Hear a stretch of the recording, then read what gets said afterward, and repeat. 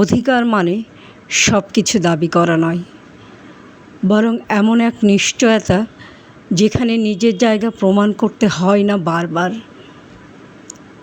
যার কাছে তোমার উপর অধিকার আছে সে তোমাকে হারানোর ভয় পায়, তাই তোমার যত্ন নেয়, খোঁজ রাখে, অযথা দূরে ঠেলে দেয় না। অধিকার ভালোবাসার মতোই, কিন্তু এতে দায়িত্বের ভার বেশি, কারণ শুধু পাওয়া নয়, ধরে রাখাটাই আসল কাজ। যেখানে অধিকার নেই সেখানে থাকা মানে নিজেকে ধীরে ধীরে হারিয়ে ফেলা।